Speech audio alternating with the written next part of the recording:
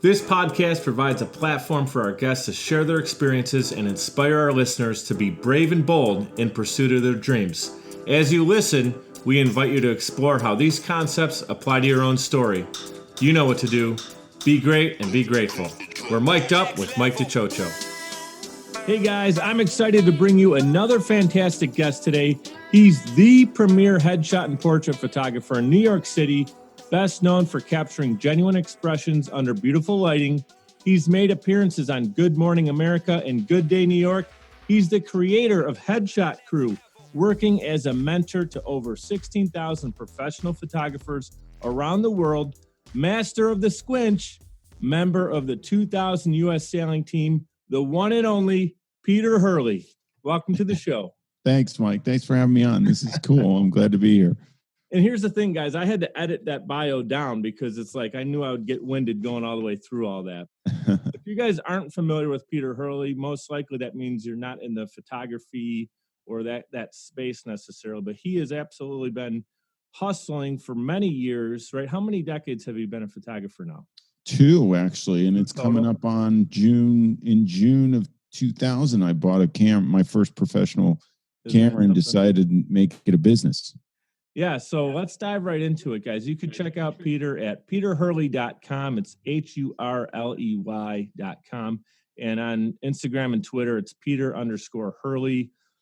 So your journey as a photographer, as you mentioned, 20 years ago, it began while you were training for the Olympic Games, right? You're a professional rower at that point?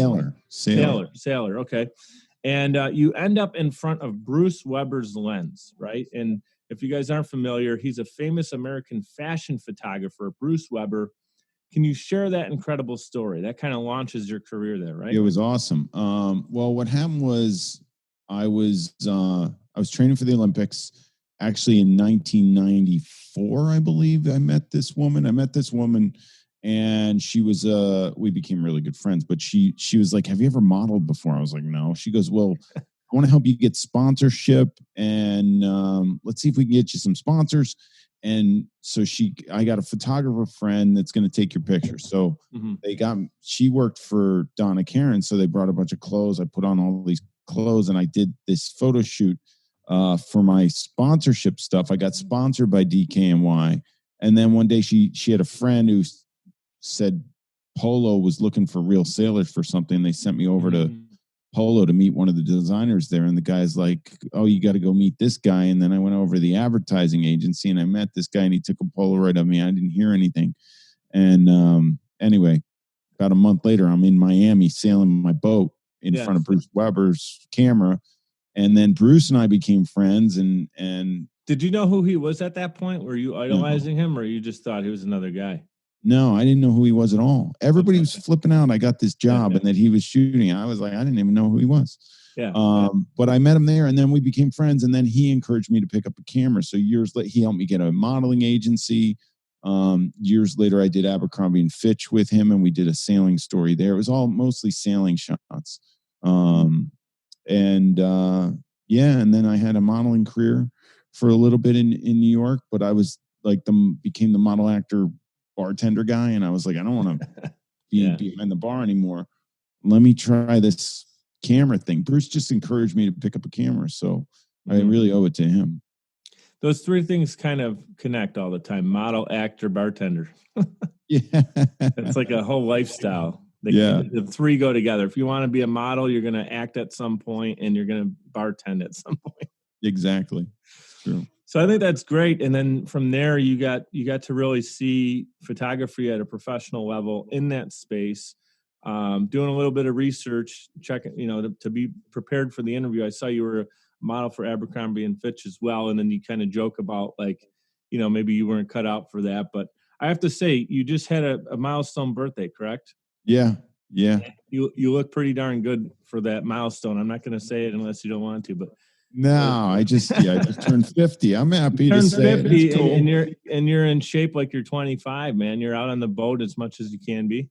Yeah, I just gained some weight because of the being quarantine. Stuck at home for the past couple months. But yeah. So a couple things I want to hit on, and it's two things that you're well known for. Number one, and and I wasn't really sure what this was, the squinch, right? So Yep. I had to understand what it is, because that's your claim to fame, right? So I have to say, it's one of those beautiful situations when something so simple can be so profound. Can you enlighten our audience? Describe the highly technical squinch. Okay. Well, what happened was when I first picked up a camera, I was shooting. Since I was acting, Yeah. I had gotten headshots as an actor, so I was like, I need to. I was like, I picked up a camera. My friends are actors. Maybe I could charge for these things. And people look in the camera and they widen their eyes and they look like a deer in the headlights. So I was like, well, I don't want that. You look scared. Why are you look scared of the camera? That's ridiculous. And I realized that I thought I wanted people to squint, but I would always tell them to squint, and then it's not really squinting. So one day, I think my daughter came up with it. She said squinch instead of squint. And I was like, oh, it's like a pinching of the lower eyelid. So what squinching is narrowing the distance between the pupil and the lower eyelid, basically. And what that does is it narrows the eye, and it's the way we communicate as humans. We exude confidence when we do that. So that's what I want in my pictures, and I want everybody to be confident. And for me, confidence throughout my life has always been a huge thing in terms of finding it, getting it, trying to figure it out. So, this was an aspect of it that really changed things for me, because I was looking at all the other actors' headshots and what all the other photographers were doing. And most of them would have these wide eyes and they'd look scared. And I made everybody squinch, and all my people looked like they had their shit together. So I got more work, it was great. Yeah. So, and now I've given that to the world. I did the video. It's all about the squinch. People can go watch that if they want, but it's got millions of views. I think it's brilliant because it's so simple, but when you explain it, people understand it. I'm sure when you're getting people in front of the camera, it's kind of comical at first, but when they see the results of it and they look more professional and they have, like you said, it looks like they have their act together. They just look more badass. If it's a guy and you just have the little squinch going on, you look like you're ready, like you're a superhero or something, right? Exactly. And I mean, if everybody goes to a mirror and looks at themselves and it makes their eyes real wide, that we look crazy. And then if you narrow your eyes too much, you look like you're squinting, or and your eyes are closed. So there's a fine line. You have a palpebral ligament under here. It's right under here. And if you tense that just a touch, you'll see it, and you'll see the confidence. And people squinch naturally, like humans walk around and we're moving our eyes and everything, but we're not consciously aware of it because we're not in control of our expression all day long. But when you get in front of a camera and you control your expression, it's weird. So people get weird, and you should hire a photographer to coach you through it. Yeah. If you're doing that. And we'll get into that because you have Headshot Mania, you have Headshot Crew, different opportunities where you can get mentorship there. So we're going to talk about that in a second. But since we're talking about a headshot, we're talking about, which is one of your specialties, headshot and portrait photography. What other elements make a perfect headshot? You got the squinch. What else do you say? Can you share your secret sauce with us? Well, I mean, it's personal branding. So you're trying to capture someone's personality in a picture that they can use for, everybody needs a headshot these days. So the secret sauce is forgetting about the camera. And then for me, it's really about everybody who comes in, I'm totally checking out every aspect of their appearance. First off, and then I'm going into their brain, how their brain behaves in front of a camera. So if they have a lot of apprehension, I'm picking up on it. I'm trying to pull that out of them. I shoot a lot of, CEOs who are at the top of their game, and they get in front of my camera and they're a pile of mush. But that's just because the camera does that to them. It doesn't mean that they're lacking any ability at their job, but the shot is going to be used to represent them for their job, which they could be a complete badass at, but then they are mush in front of the camera. It just doesn't make sense. So what I do is, you got the guy who's still using his headshot from 1974 on his About Me section on his website too. Yeah. Or the You know, one where they took a selfie with an iPhone and then cut somebody out of it. And, it's like, yeah, yeah. it's And just that's not their LinkedIn pro. picture in front of all their business network friends, which Yeah. is crazy. It's Yeah, yeah. crazy. It's So I have crazy. a follow up to that. So one of the things in business that I've been coached to do is stay in my lane, right? So find something you can dominate at, whatever your primary skill is or asset or passion, something you could do and take it and make it yours. You've done that with headshots. You've done that with portrait photography, which is brilliant from a business side. But I wondered when preparing for this, do you ever feel like, I want to go out and do something a little bit different, or maybe, just a different, get out of the studio, do some field work? Do you ever have that itch to kind of do something a little different? And have you done that?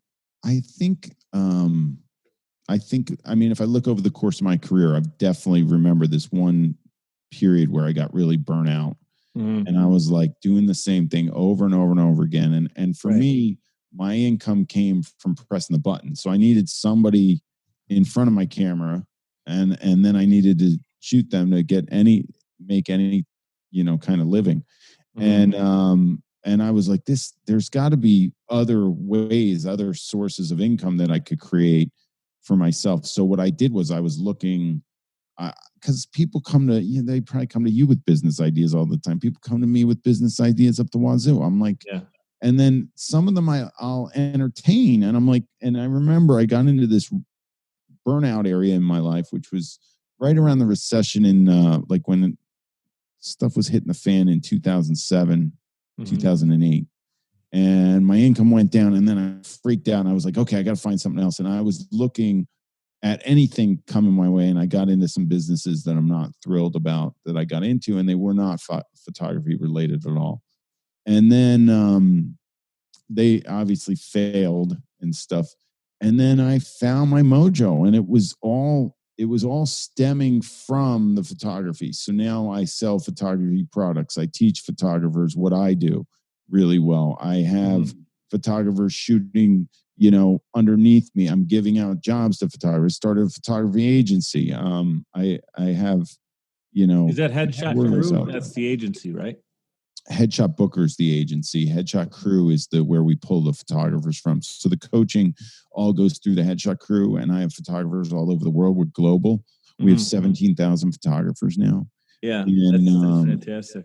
Yeah. Well, if someone's listening right now and they're either considering getting into photography, or maybe they've been doing it and they're looking for that next level, how can they get connected with Headshot Crew, and what's the first steps for them to get I have a free trial there. They can try it. They can go to headshotcrew.com and sign up and get in and see what the coaching's all about. There's just a slew of videos. It's a very comprehensive program. It's ongoing. We're on 5 days a week with we call them crew casts. So we have one. We usually do them at 4 p.m. Eastern, and we love people to come in and watch and check it out. If they're into photography as a hobby, that's fine. If they're beginners, if they are a professional that just wants to hone in on headshots, or my platform, so I use headshots. But anytime you photograph a person, there's skills that you're going to use that I teach. So squinching, for instance, I mean, everybody's got a squinch, But the back to just a little bit about how I got to all this stuff is what I was trying to say is that I was looking at what I was really good at, and then looking at everything that was around that. Because when I looked outside of photography at things, it didn't take off. So I really believe that underneath our feet is like where you got to look first to expand what you're doing, potentially, or something that fires you up and you really love. We were just talking about that. You love doing this, and then this is turned into some other stuff. That's kind of cool. Absolutely. So staying on that for a second, in your industry, what do you feel are some of the common denominators among the top performers in your industry? What separates the elite from the pretty good photographer? Well, you go straight into confidence. I mean, I think belief. A lot of photographers come to me and are like, "Oh, I can't get, people in my studio. It's really slow." Especially now, we don't know what's going to happen when we get out of this. But, and then there's some that are just like, "I'm jamming, and I know my product. I know what I'm doing." And it's also work ethic. I think people that put the work in and that are active, and then you put a little bit of belief behind yourself, and it's really where it's at. I mean, confidence, action, and belief are like the top three things you can tell someone. You need to focus on that, right? Obviously, learn how to use the camera, take courses, sign up for Headshot Crew. Be a technician, but also, you can be the technical guy or gal, but lack confidence and have struggle to get clients still. You can be absolutely talented, and so the question was really designed to help people, and this could go for anyone in business too. It doesn't always have to be photography, but to take it and create it, turn it into a substantial career. There's going to be confidence behind it.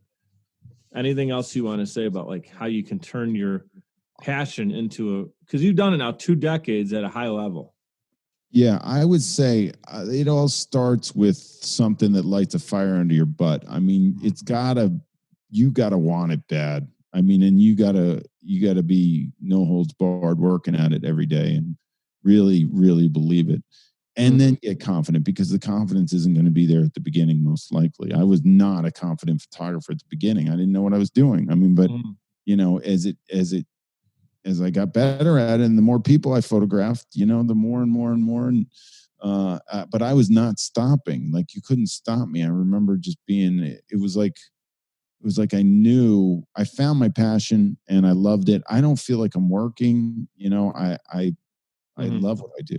You were sold on it. You sold yourself on it first, on the dream, on the actions you needed to take to do it, and you did it. And I'll say this: I had the privilege of meeting you in person. Pretty cool situation where you were a customer of mine back 3-4 years ago with another company. You were in Buffalo, out of town, and so we met. It was a connection in the store, and I just knew you had, and I mean this as a compliment, you had a little bit of a quirky confidence personality. You knew what you wanted. Like, hey, I want that. I'm going to get this. Your wife was involved. She kind of was like, just you figure it out. And your daughters were like along for the trip, like, can we just get out of here, Dad? But you had this thing, and I noticed it. And one of I think my superpowers is determining character really quickly. Like I can meet someone and really feel like I understand where they're coming from. And you definitely had that. It was like a confidence, a way of just delivering information. You're more of a director in that way, where like, okay, I want this, I want that, and you were still willing to work with me. You weren't. I don't want to say you were upfront in in a way that you came off like a jerk. Absolutely not. But you definitely were in there knowing you were in control of the situation, like as far as what you wanted. And but I it's just also. You read it right, but you also, like, I don't think I was in there to really get a deal done. And I think it was you. I think you got it done. Well, yeah. I mean, I think it was because of you. Yeah, it was a dance, right? You were my dancing partner, but you were like killing time to get back on the plane and go home, right? So you were hanging out at the mall, and we'll just share what it is. I was working at Sleep Number at the time, and you got a Sleep Number bed, right? So. And dressed it up and the whole thing. It was fun. It was just a fun hour. We were talking about mutual friends. It was a friend of yours that had a mutual interest in football and some cool stuff. So I just remembered that, and I reach out to you to do the show because since that moment, 2015, 2016, whenever that was, a couple years back, right? I tuned into your website, and then I noticed you were just cranking on social media, and you had, a couple viral videos on YouTube, and you're doing well. You're closing in on 100,000 followers on Instagram. So, guys, if you're tuning in right now, we have Peter Hurley. Go to peterhurley.com or Peter_Hurley. Here's where I want to go next. Right behind, if you guys are tuning in and watching this, right behind Peter, you got the Shebang logo. You got your own logo behind it. What the heck is shebang? Is that an embarrassing question for me to ask? No. So I don't know what I did, but one day I got a good picture and I yelled shebang, and I was like shebang, that's the shot. So I did this YouTube video called "It's All About the Jaw." So the number one way to make somebody more attractive in a picture is to jam your forehead out like this, like a crazy person. to strengthen the jawline and take any excess weight under that you got, any excess action under the chin out of the equation. But so I did this video called "It's All About the Jaw." And at the moment that I'm really discussing it, there was this one moment where the girl, I show a before and after of this girl, and I say "Shebang!" There it is, and then it just went viral. Like the video has 4 million views, I think, and people started yelling "Shebang!" So then I would go to these photo conferences and speak on stage to like 1,000 people and yell "Shebang!" and get the whole place to yell "Shebang!" And now it's been like, I think that was in 2011. It's been 9 years Part of your shebang. character. It's all part of the whole thing, man. Yeah, and I stopped saying it, and all my people were like, "You can't. That's your brand now. This shebang business." Yeah. Well, that's cool. I'm glad that it was something that tied right. I wasn't sure if it was something that already existed and you were using it, or if it was a hashtag or what. I just saw it come up quite a bit, and I knew I got to ask him about this. And then, funny enough, you pop on the screen on the call, and it's in the background, so there's no way for me to avoid it. Yeah. Here's a cool thing too. I was a wrestling fan back in the 80s and 90s. Absolutely loved classic wrestling, like Hulk Hogan era, Ultimate Warrior. And you have Headshot Mania, and I love the branding because you took the WrestleMania font, that awesome font, the WWF style look, and turn it into Headshot Mania. And I saw you had Headshot Mania 2 is in Vegas, and you celebrated your birthday. Happy total belated birthday. That was a few months ago, right? February. Yeah, you do your research. This guy is good. Yeah, and it's a crazy conference. All people from around the world come in for this photography conference, and it's a community. So tell us right now, obviously, as we're recording this, coronavirus is going on, and you're kind of in the heart of it, New York City, which is unfortunate that your business is you feel a little bit stuck at home right now. Is Headshot Mania something that you see maybe virtual? You guys can do like a huge event, hundreds of people tuned in, or would you rather push it off and maybe do it in person again when we can? Well, I'll tell you what, I feel so fortunate that we got it done. I mean, we finished it was in February.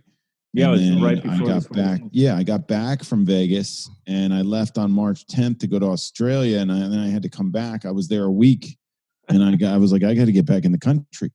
And then I was quarantined for 16 days before I went home. But where were you out of country? I was in Australia. Australia. Okay. But the Headshot Mania was in Vegas, right? Yeah, I left Vegas and came home for like a week and then left for Australia. But we got it done. So now what we do, it's always been a biannual conference. So there's no plan to do it next year. It was going to be a 2-year thing anyway. So now it's off my plate. I don't have to worry about it.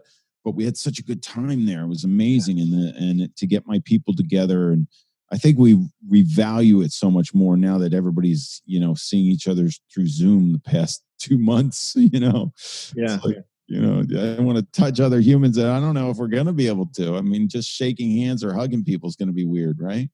Yeah. And I saw you a couple days ago, you posted that you and your family were walking around in Times Square, which is, not something that of note because you live in the city, right?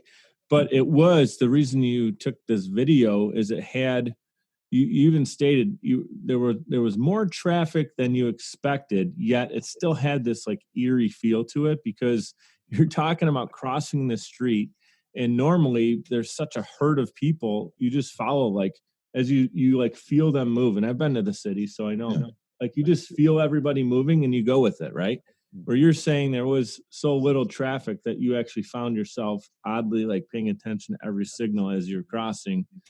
So tell us about that. How's everything going like with the family and what's it feel like in New York right now? I think the kids feel cooped up. I just was thinking about when I was my daughter, I have twins that are 17. Yeah. When I was 17, I mean, those are formative years. That was a big deal, junior year in high school, and now they're not experiencing it for months. And now school's closed. Like they're not going to start till September. All their friends and then they go to camp all summer. They're not going to camp. Like they're just lives. I mean, obviously everybody's lives are changed, but it's just, it's very interesting times. Very Are you still interesting. able to get out on the water, or is it's obviously too cold now, right? No, I mean, some people sail all year. There's a frostbite group that goes out all year. I am not one of those people. I like to sail when it's warm. Sure. I could go out and practice in my boat, I guess, if I wanted to, but they canceled all the events. So all the regattas that were on the schedule have been canceled through till August. Right now, I have one event in August that I think is still happening. It's just crazy. It's just, You're in like a one-seater when you're sailing, right? I have two different boats. So one is a single-handed boat. That's the one I went to Australia to sail. I still compete competitively. Okay. The World Championship was down there for, I do master sailing. So I sail within my age group, and I've been second at the Worlds twice. What was I last year? I was sixth. I was sixth last year in the Netherlands. Out of the entire world, people come from all over the world to compete. Yeah, I mean it's a smaller group because it's got to be people that sail this specific boat, and if you want to be good at it, you've got to be, and then you got to be in that age range. You've got to sail this boat, so it's the same guys all the time. We know who we're up against, and every once in a while a new guy jumps in, but I mostly know the guys from when I was competing at the Olympic level. So we had a guy who just missed not to make us feel old, but that was what, 30 years ago that you started doing that competitively? Yeah, I graduated from college and started my Olympic campaign in 1993. Wow. So, yeah. That's crazy. What do you love most about it? Obviously, you have this competitive nature about you, about just being at a high level, but what do you love most about being out on the water and competing? And then secondly, what's your craziest sailing experience that you had? Oh, I think that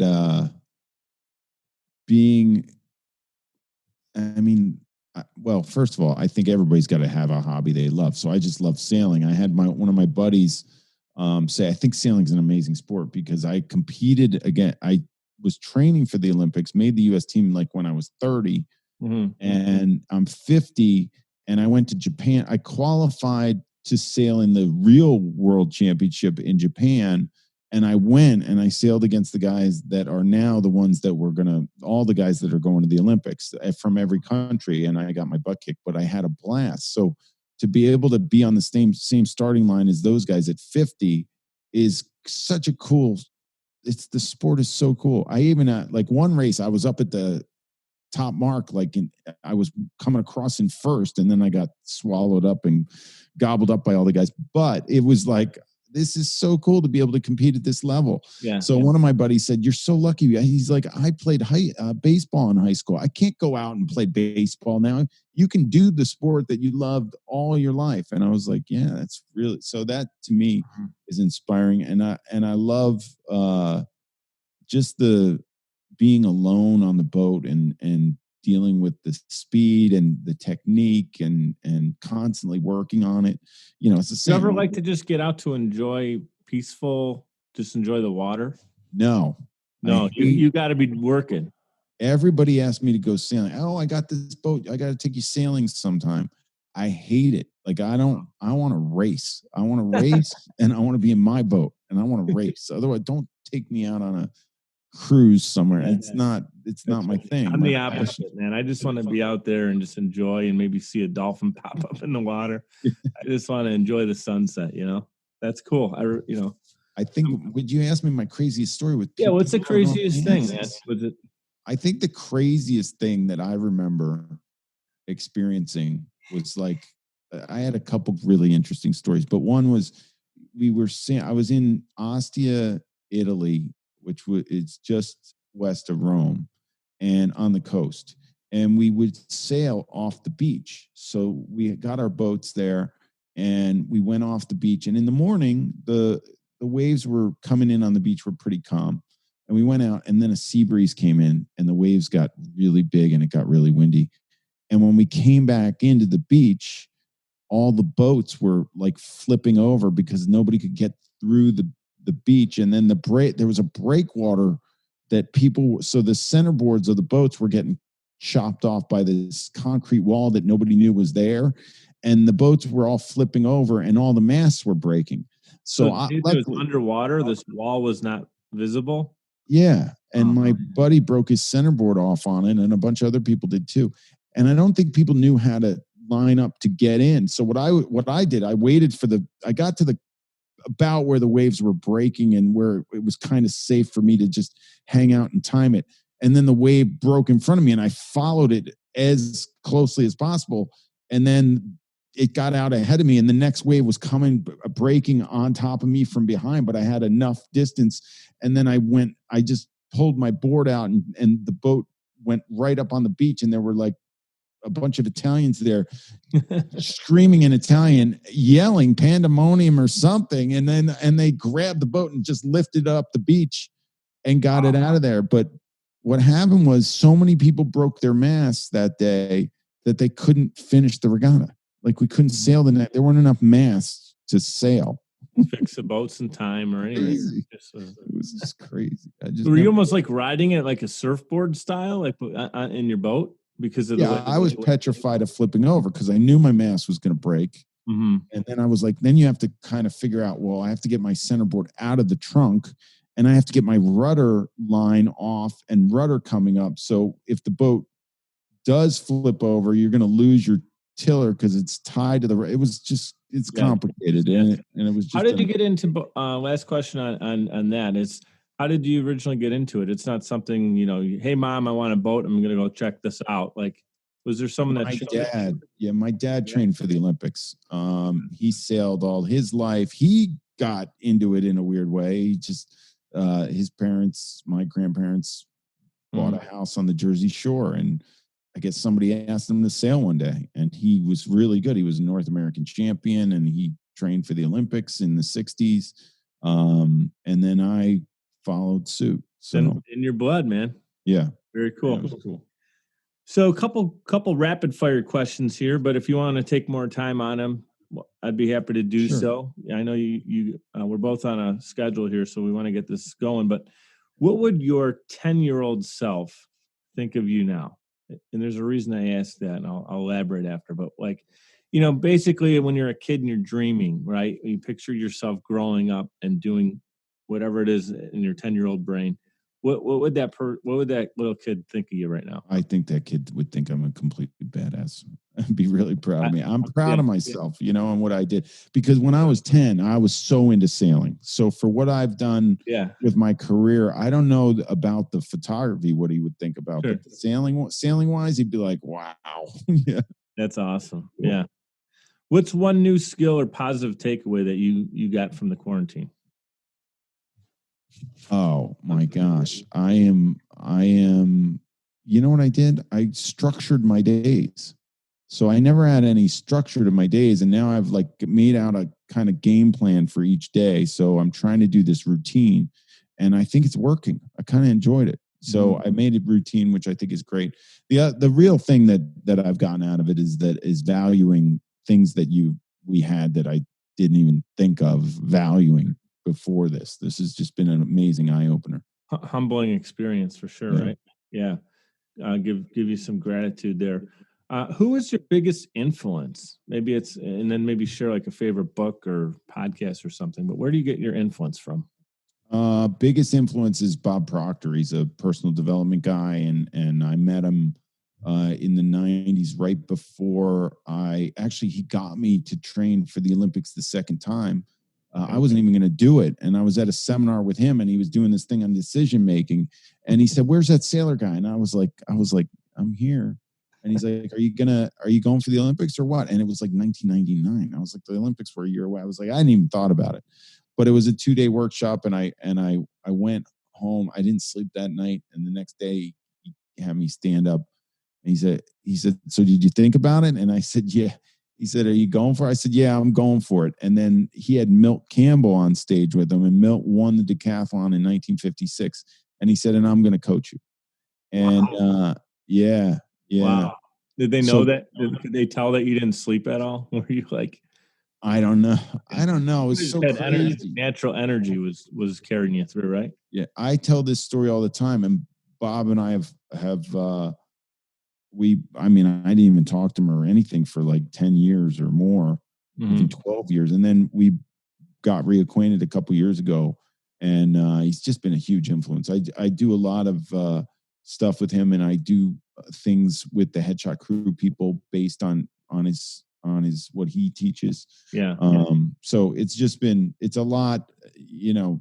It was an eye opener for me back then. It's still something that I'm working on every day with, and it's based on goal setting and belief and all that stuff, decision making, all that stuff. Yeah, it's cool that he got to see it through with you. He probably didn't realize at the moment that he influenced you to get into it, that he would see the 20-year later version, or you know what I mean, to see what you really took it and ran with it.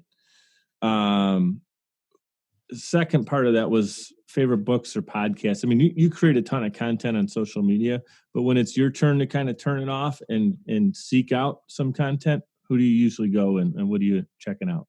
I've been following Dave Asprey a lot from Bulletproof. So I was reading his book, Game Changers. He's got a superhuman book out, I think it's called. Cool. He's just an interesting guy. I like seeing him on watching his stuff on social, on Instagram and stuff like that. What's his name? Dave Asprey. Dave Asprey. He owns Bulletproof Coffee. I don't know. Part of the reason I love doing this show is I get to learn from other great people, both in the interview and then you get to share, you know, and that's how you get more experience, right? And more influence as well. Yeah. If you can be known for one thing, what would that be? I mean, I guess I am Headshots. Yeah. I don't know. I guess that's my thing. I mean, it is my thing. I think the thing that I'm working on now more is, and you touched on it earlier. I think that you doing the job that you were doing, you're very intuitive in what you picked up from people, and you worked with so many different people, you know, and for me, I have that intuitive thing, but I've got to sell them on themselves almost. It's like I'm taking their picture and they got to like it, you know, so I got to sell them on themselves and I've got to get them to behave the way that I think it's going to make them look the most attractive. So I pride myself on being able to be reading personalities and reading the facial feature, like the expressions that people are giving me, and then adjusting them from an outsider's perspective, kind of getting in their brain and figuring that out. And I pride myself on that and being able to do that with each person that I photograph. I think that's what makes my photography extra special. It's really that human element where some are going to get it and maybe be a little bit easier to work with. You have more experience, and you could literally be getting someone in front of the camera for the first time, their first headshot, and they're nervous. Like you said, the CEO that just has uber amounts of success and confidence, and now they're in front of the camera and they might be a little stiff. So your one of your best talents is that natural working with another human to get them just to ease up and get comfortable in front of the camera. And I didn't ask this yet. We talked about kind of a crazy story sailing. What's the craziest thing that happened maybe in studio or something that you just remember? It's just that story that kind of comes up when you're hanging with the guys or whatever. Is there a story? Oh my gosh. There's thousands of them, right? Yeah, there's got to be a ton of them. I mean, it's really like just people and seeing how they behave. One of my craziest is that I was photographing this woman, and her husband was sitting on the couch across the room, and we were looking at the pictures, and she looks at her. She's looking at the picture. She goes, "Honey, I can't stand my face." And I was looking at her, and I was like, "What?" And she was Miss Universe, and I was like, Miss Universe. Like I had a TEDx talk that I did, which I really love doing, and on the subject of this. So I asked her, I was like, "Can I put that in the TEDx talk?" And she said yes. So that was probably one of the craziest things that I had. I had another situation where I had, this is kind of sad, but it was something that shocked me. I think it shocks everybody I tell, but I had a 15-year-old come in, and she had dreamed of becoming an actress and wanted headshots. So I started photographing her, and then I again looking at the images, and her mother was looking at him with her, and her mother takes one look at him, and she says, "You look hideous. You are so unattractive. I can't believe we're even here spending this money. You have no talent, and this is never going to work. You're never going to act." And I jaw drop, and the 15-year-old starts crying. Oh my God. And yeah, it was really sad. Oh, there was nothing you could really do, and you're not really in the consulting field, and then the mother's there, right? Well, I snapped and I said, "Come here," to the mom. I told the girl, "Just stay here for a minute." I said, "Come here." I took a chair out in the hall. I said, "Sit there in this chair. I'm going to go in and I'm going to take pictures of your daughter, and you're not going to come in. I'm going to come get you when I'm done." And I slammed the door and I walked into the daughter and I said, "Look, we're going to get you some headshots. You're going to have to stop crying, and you're going to have to let my makeup artist." Meanwhile, my makeup artist and my assistant were all like shocked. We're sitting there like, "What's going on?" So she gets back in the makeup chair, puts on the makeup, and we take the pictures. And she left. And you know what happened? I forgot about it. Did she feel good about him? 3 years later, it was 3 years later, I think, maybe 4 years later. I think it was 3 or 4 years later, I see on my schedule the girl's name. And I asked my assistant, "Is this the one?" And it was a different assistant. And she goes, "I don't know what one." I was like, "It's got to be that's her. I hope she didn't bring her mother with her." And but she walked in, and I remember it like it was yesterday. I was standing across the room from the door. And the minute our eyes locked, she just came over to me and she said, "You changed my life that day." Whoa, that's awesome, Peter. And she gave me a hug. And yeah, that is what it is all about right there, man. Yeah, that's awesome. It was cool. Yeah, that's awesome. I just didn't know that I was going to be in for that. I mean, that was just crazy. It just crushes my heart to hear. I mean, imagine her mom said that right in front of you. I mean, just the negativity I'm sure that's going on all day at home. Yeah. To hear the photographer knowing that you see whatever it is, thousands of people a year, right? And many of them are beautiful models and everything else. And you're sitting there saying, "No, you're beautiful. We're going to make these are going to look fantastic." And you just gave her that confidence too, which is awesome. I think that's great. So what I always like to do, there's two things at the end of the show here, a couple minutes left. Number one, I told you off camera, the mission of my show, right, is to inspire our audience to be brave and bold in pursuit of their dreams. If you can give one message to do that, what would it be? Oh my gosh. Brave and bold in pursuit of your dreams. I would just say jump. Like if you're, whatever the dream is, you got to go for it. The thing is that people have all these dreams and then they don't believe that it's ever going to be able to come to fruition, and they don't ever take the leap of faith or whatever it is. They hit the terror barrier and they just stop and turn around, and then they go back to their normal lives. And right now, I mean, nobody's lives are normal, so you might as well go for whatever it is that you want to go for. Just go for it. You get one shot at this, one crack at this thing. I totally agree. Yeah. No one's job is really safe right now. So the whole thing I always heard when I was starting up my company and taking that leap is you got to have something. You can have some variables that may or may not work. You got to have something. And I literally jumped. I mean, with I don't want to say I didn't have a plan. I had a game plan, but nothing was safe and secure about it. Right. Yeah. And so now I think, there's no reason if you have something that you want to start and you're considering it, don't consider it for long. Do something with it, and then you'll learn and adapt as you continue to push it forward. Right? There's no better time to really start something, because I think also from an access standpoint, to get around great people, everyone's a Zoom call away right now. So, you have a beautiful daughter and beautiful wife and two daughters. That I had the privilege of meeting. And so I don't want you to use those for all three of these answers, but I want you to list three things that you're most grateful for. And not them, right? Well, no, they could be one, like together. That's your family. Oh yeah. You said your wife and your two girls, and then your answer's over. Yeah, exactly.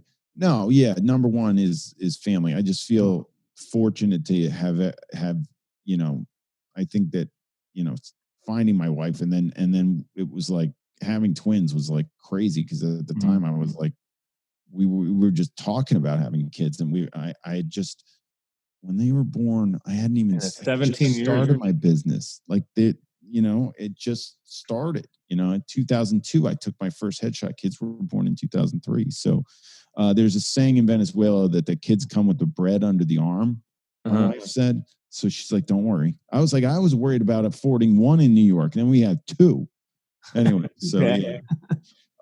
Grateful for that. I think the other thing that I guess I'm grateful for must be, I think it's the combination of my parents and what they gave me. Because they got divorced when I was 7 or 8, and I always told them, my mom's not here anymore, but I was talking to my dad about this the other day, and I was like, they were so different, and I was like, I don't even know how you got together in the first place. So I'm grateful they got together, but the traits that rubbed off on me now, there's things that rubbed off that I'm not that fond of, with some stuff, but at the same point, it's like I know I got that from my upbringing, but it's the stuff that's like amazing. And after my mom, I dedicated my book to my mom, and there were just so many things that after she left, I realized that she, had given me, and a lot of it's like work ethic and drive and stuff like that. Like my dad was, very passionate about his job and what he did and his work ethic. It was instilled in me. So I think that. Third, I would have to say health. I mean, I feel like I was 200 and I would have to say that the actual sailing and specifically the laser sailing, because to be fast in that boat, you need to weigh around 185 pounds to compete at the world level. And I could not compete if I wasn't in shape. So I wouldn't have, and I wasn't sailing for a while, and I got up to 230 pounds, and I decided that, wait, I want to sail this boat. The only thing that keeps me in shape is that boat, otherwise I'd be 230. Well, with the world championship got canceled and I started eating like crazy. And now I'm like 208. And when I was in Australia, I was 190, like 192. So I'm like, I gained like, so I got to go back to work. But the only reason why I'm going back to work on it is because of the boat. So I'm very grateful for that. Yeah. Very good. This is an awesome conversation. You mentioned a book. Is that a recent release? Is that something that you're still promoting? Your book that's out? My book, The Headshot, we released it in 2015. I'm just doing an audiobook, but that's loosely based on it. Like I'm talking through the book, but it's not strict. I just go off on tangents and stuff because I could probably write another book or update that book. And maybe I will update that book. But people told me to write another book. I'm like, there's a lot on my plate. And that book was like really, really difficult to write. So, sure. But I enjoyed writing a book, and it's really nice to be able to call yourself an author. I never thought I'd ever say that in a million years. So, cool. Yeah. And people can find that on Amazon. Just look up Peter Hurley right on Amazon. Yep. Awesome. You got the grizzly beard going, which is, and you're growing the hair out quarantine style. As you can see, I am here. Are you going to keep it going? That's the question. I see a couple people were teasing you. Are you? I decided that I shaved in Australia on March 17th before I got on the plane that morning before I went to the plane. And I decided that, and I knew I was gaining weight, and I was like, okay, I'm not going to shave until I'm back to 195.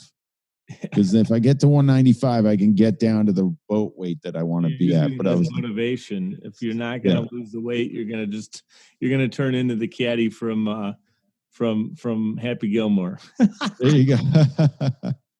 You know who I'm referencing? You remember that? Adam Sandler, isn't that? Well, yeah, but he had a caddy. His caddy had like the long beard, long hair. I don't remember the caddy. I'll shoot you a text after this. With the all right, cool. Anything else you'd like to share with our audience before you run? I would emphasize what we said before. Like a couple things just to summarize. find something that lights a fire under your butt that really because if that's not there, you're not going to have the desire to push through. So definitely dig into your brain and figure out what your goals are and what your next moves are, and then just go do it. Like put some action into it, and step off the ledge. Just do it. Just everybody's so worried about failure. Stop that. Yeah. The best people, the highest performers in any profession, the top athletes. Michael Jordan has a great quote where he said the reason, he said, I missed 9,000 shots and I missed this and that and the other thing. And that's why I'm successful, because he missed all those shots, meaning he took them. The best of the best actually have tried and failed more than anyone else has even tried. So how do you expect to get great results if you're not even trying? There you go. So I love that. Dude, this was a fun interview. I'm glad we made it happen. Let's stay connected here. I'm going to continue to follow you on social media. PeterHurley.com, Peter_Hurley. It's Hurley. Thank you so much for being here today, man. Thanks, Mike. Thanks for having me. Thanks, everybody, for listening. Hey guys, super excited to announce that Mike's Warriors LLS fundraiser is now live. The button is active on Facebook. You'll see that when I'm posting, that you'll be able to click on the Donate Now button. It's also active on my website as well. So if you guys are able to do that, I want to thank you ahead of time for participating and helping out a greater cause. I do want to be mindful, obviously, through coronavirus. Some of us have been compromised in our health. We have a family member or friend that we know that's battling through that right now. Some of us have either lost our jobs or have been working in conditions that we're not used to. So maybe we lost clients due to this because they had to close their doors. Whatever it might be, I just want you to know that I am mindful of the current situation going on. And I completely respect if you're unable to donate at this time, or maybe you're hesitant to do that.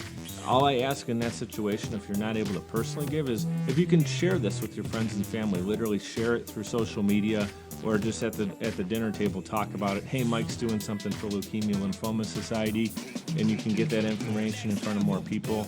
That right there is a tremendous help, and I'm grateful for you doing that. If you're able to give a little bit, maybe half of what you were able to do before, whatever it is, we're grateful for it. We can do this $1 at a time. We're going 10 weeks here. The kickoff call last night, there was just so much energy on it that people are overcoming some of the adversity that we're dealing with, and we're helping each other out. And I just see the energy that people have behind Leukemia and Lymphoma Society, and also myeloma as well. Did you guys know that 40% of kids that are battling cancer, it's a blood-related cancer? And of those children, right now, if they're in a hospital, they're having limitations, and some not even able to see their parents. I can't even imagine being in that situation. My heart goes out to all the families that are impacted by any cancer, especially blood-related cancers right now, as this campaign is live. So I'm thanking you ahead of time for donating. Anything you can do, $25, $50, $100. If it's more than that, seriously, appreciate everything that you guys are doing to help me. Again, if you donate, also share it. If you're unable to donate, please share this. Extremely thankful for you listening right now, giving me your attention for a couple minutes here. You guys can check out more show notes and information on each episode at mikeduppodcast.com. MIKED uppodcast.com. We're powered by Social Chameleon. You guys know what to do. Be great and be grateful.